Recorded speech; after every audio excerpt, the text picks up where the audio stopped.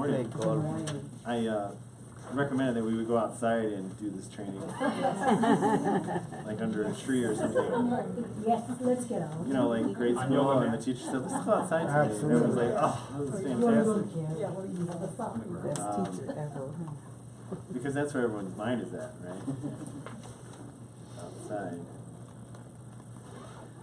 Okay. So yeah, I want to talk to you a little bit about Heartland today, but I got this email this morning. I always thought these are interesting. You can go to this guy's website and sign up for it. You can't send it out to your clients because I did, and then compliance sent me an email saying you gotta stop doing that. So you can't do that. But I thought this was kind of interesting.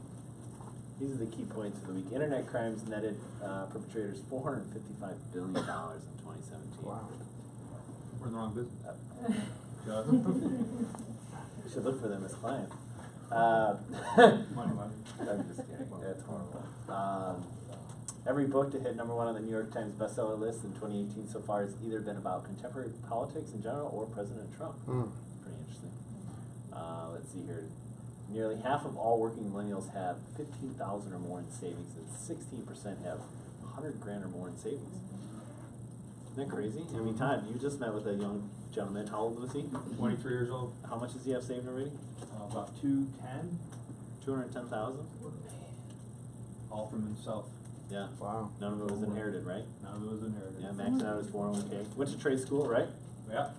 He's an apprentice still. He's not even the apprentice lineman working on the power lines. Yeah. I guess he risks his life every day, so saving his money. Well, yeah. This is kind of funny. John Barrett really wants his clients to know he won a $60 million verdict against Dish Network on their behalf after a company of people with marketing phone calls. One hitch. His clients keep hanging up when he calls to convey the good news. I do see the irony in a bunch of lawyers calling people that have been bombarded with telemarketing calls, said Barrett. So anyway, that's how I'm starting off my training. But I want to get into a little bit of the Heartland, and I also want a few people to come up here and talk about it and what they've been doing with it. And I just feel like, you know, planning out the training, I was just thinking, you know, we talk a lot about Heartland, but what are some of the reasons why people don't spend more time with it? And I don't care, this is a smaller group. Why don't we just kind of shout out maybe some of the reasons why maybe you haven't used it, or what are some of the things that you know, bother you about it? Or you just maybe just throw anything out. I just want to have a little open discussion, then I want to get into a little bit with it. That's all. Let's try to stay positive. Anything? Come on. Yes. Okay, yeah, I tried to use Heartland. I put it out there. 3 companies I sent out letters. Okay, Yeah, 3. 3. Okay. Okay, none of them have responded back. I'm Okay. really, you just picked up that thing about making phone calls, and I'm trying not to do that, but I do call them up after every 2 other weeks. And I sent out the letter in March. In March. Okay. Yes. Paying emphasis on the part that April is a month of financial literacy. Sure. And that this is a good time to let people know, because before they do their taxes or immediately Right. after they do their taxes, they can at least mend their ways and think of different paths on the financial journey of their lives. Okay. But I haven't received, and when I call them back, they say, no, we'll think about it. We right now very busy with our own taxes, our own stuff and stuff, that nobody's really given me a silver lining also, I would say. Well, let me ask you this. Obviously, the one you just talked to, how did you get in there? All the 3 companies happen to know people. Okay.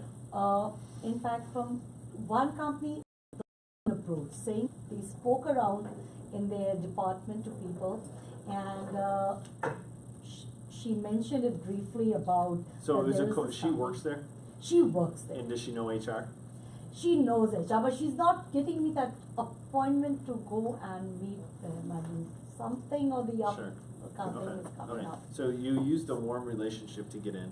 Yes, Now, all the when 3 places. Okay. Now, when you sent a letter or you sent an email? An email, Okay. letter email. And did you ask the employee to forward it to HR? Yes. And no response? Or you did get some response, they're just not ready? No, there is no written response, a verbal response that they will get back to me. Okay, that's fine. But nothing. 3 companies. 3 companies. All right, anybody else? Anybody having any success or getting into some places? I know you have, because I'm gonna ask you this topic. Yes, Karen? Yeah, Shantae and I have been working together with Jeff, and it was a great way to get into a church in Chicago where Shantae has successfully done workshops every month, and also now it's branched out into, she did the Catholic Charities event. So I think I've tried, Transamerica hasn't worked, but when I said Heartland nonprofit and RISA and all that, Right. people right away are receptive. Very important language. Not that you didn't use it, but it's No, I huge. used that, Okay. nonprofit, yes, Okay. up there. Okay. The number, the nonprofit, the DOL, the Federal Reserve Bank, everything, money matters. Just threw everything out. Maybe that was too much. I'm gonna have you talk in a minute, Michael, but Shantae, would you mind just coming up here and talk a little bit about your success with this church?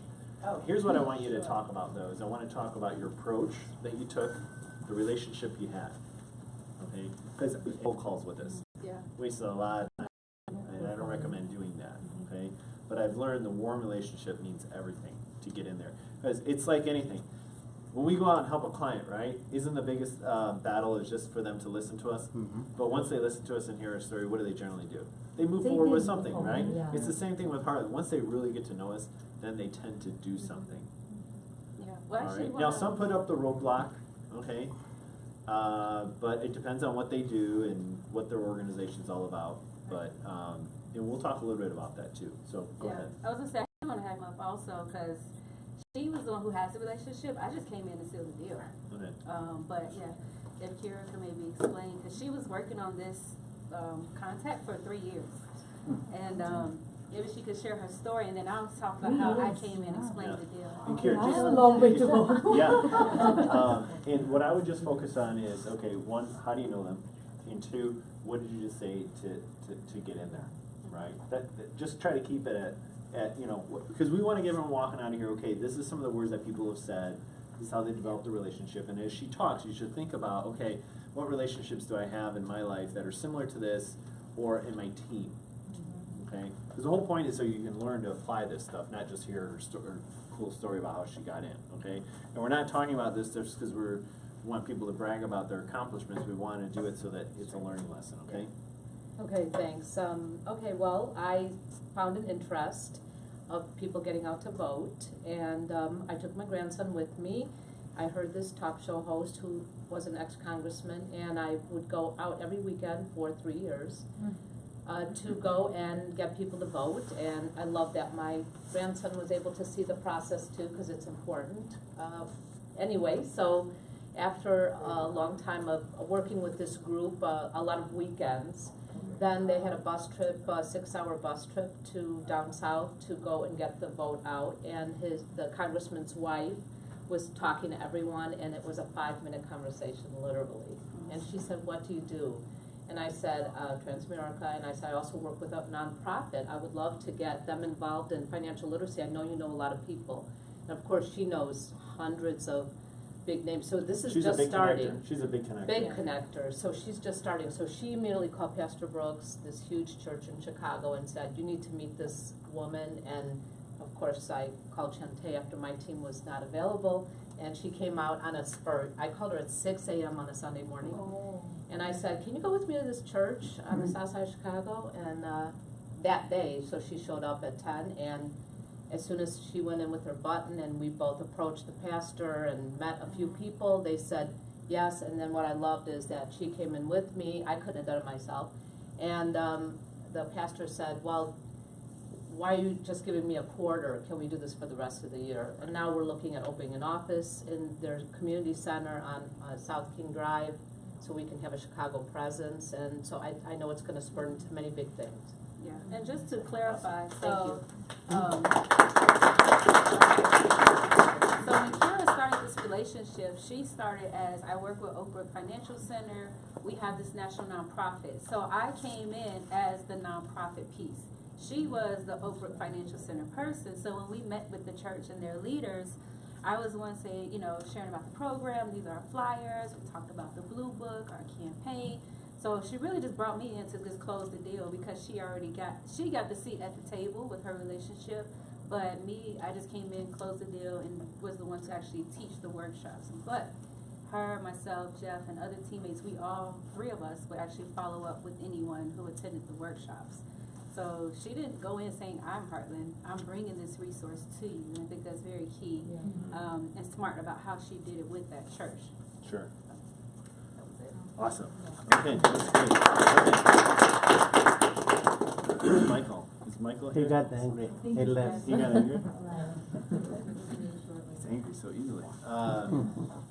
So that was really cold. Yes, yes, It was a cold relationship, but the not-for-profit is what sold it. yes. And now I have confidence to approach other businesses, now that I know how we did it, and just Right. walk in and say, we have this church, and And we have a relationship with the next congressman, so-and-so, and a lot of us have used our accomplishments or the relationships we already have to get into other organizations. Like I use Comcast all the time to get into other organizations. So wait, I want to add about Yeah. the recruiting side, because I love the recruiting side. And, you know, how do you recruit with Heartland? Well, at this last Joliet Catholic Charities event, when Shante was saying people don't have enough saved for retirement, it was more investment related.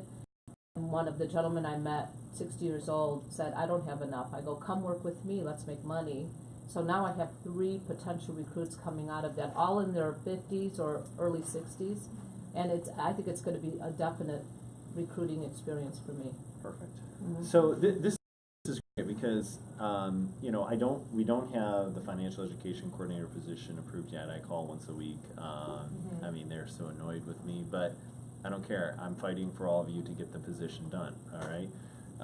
And I'm fighting for myself too. I mean, I want to have teammates that do this, right? But in the meantime, I like this approach. Hey, I'm Transamerica, but we have a partnership with a non-for-profit organization, right? You're not holding yourself out as someone you're not.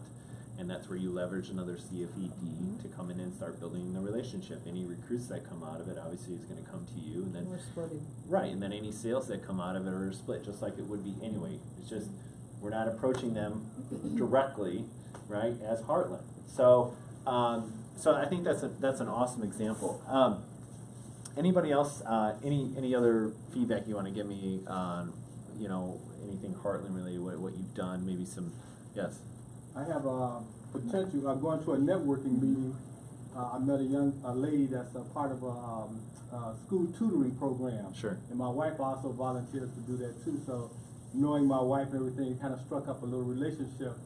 And I do have one scheduled. It's not until, because the school year is just about over, but we do have a potential Heartland presentation for October.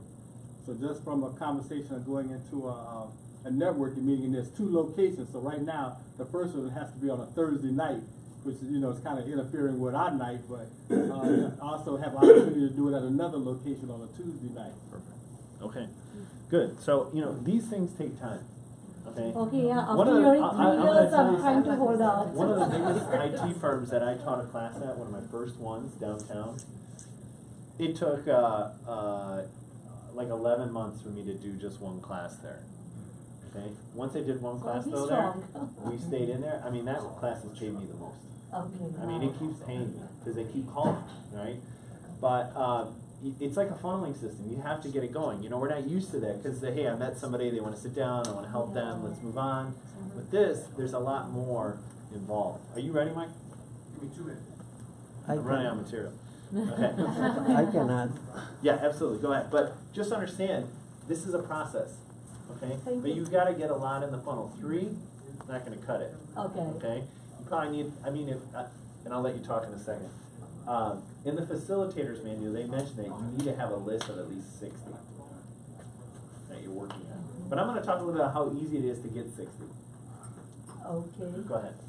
Yes, yesterday I went to play golf by myself, and they paired me with 2 more guys, and then talking and what do you do, Then when was my turn, they asked me what do I do, and I said we teach people how money works. As a matter of fact, we have this nonprofit. We are affiliated to a nonprofit organization that teach families how to send their kids to college without going broke. I haven't finished that when one of the guys said, I want to know more about that. And it happened that he's a superintendent of a school in Chicago. So I don't know what will happen. I will bring the experts, but I open the door. And so it's really simple if you are willing to start talking about it. Okay, so this is a good example because now he was on a golf course, Right. right? And this comes up all the time. What do you do? Right. What do you do? And what do you feel most comfortable talking about? What do you think is the most? What do you think is most perceived, or what would be perceived the best? Right? A nonprofit, or I'm a financial advisor, right? No. Right. So, I mean, you've been in the industry a long time. Is that normally how you introduce yourself if you meet a stranger and they ask you what you do? You talk about the nonprofit? No, I have always, and I have been very proud. I never hide the fact that we work for the insurance industry. So when I am asked, I always said I'm an insurance agent. We have people protect their assets, to create assets. So why but this now it's so easy with the Heartland because it's non-profit organization, and then they open really Right. fast. Right. Yeah, they don't feel like you're selling them Right. anything. It's like, oh, this guy's he's good to the bone. True. Yeah. Yeah. Okay. That's awesome. Okay, let's give him a hand. That's really, really good. I just think you could tailor it however you want. So if you know they have kids or something like that, we talk college planning all day long because that's probably the biggest hot button that they have, right? Is, oh my God, what am I going to do? This is going to cost me an arm and a leg. If I can find some assistance and it's a nonprofit, I know I'm not going to get, you know.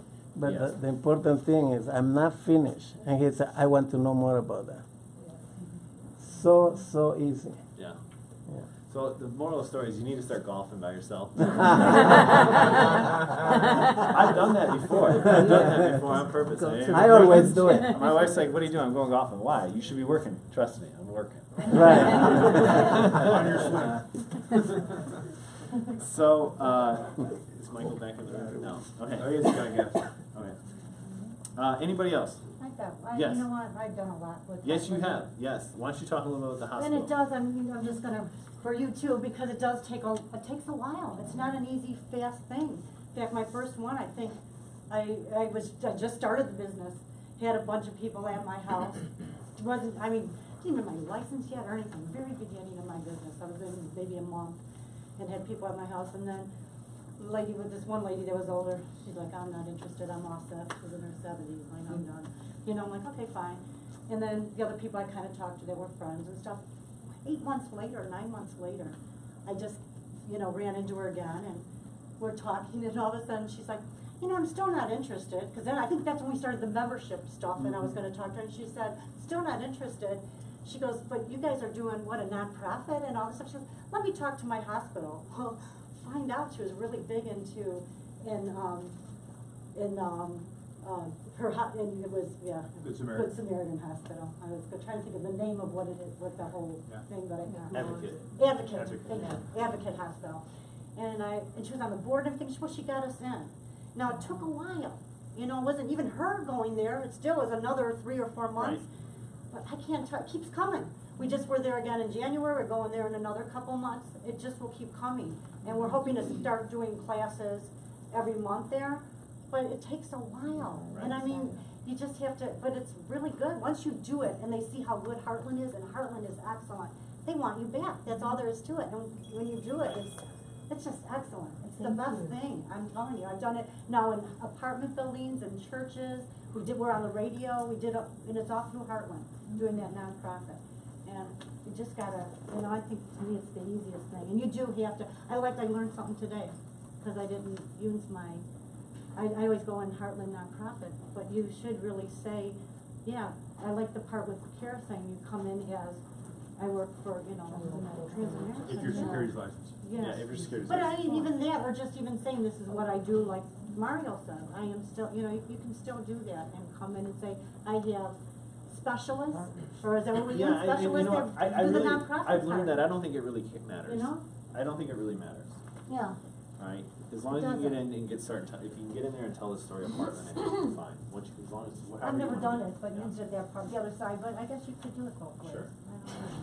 That's awesome. And you know what? It's a lead system that never ends, does it? No, it's awesome, right. It's really Especially if you wonderful go golfing by This is yourself. not fair. Yeah, right. Just forward. Keep going, yeah, keep going. I wanted to make a point.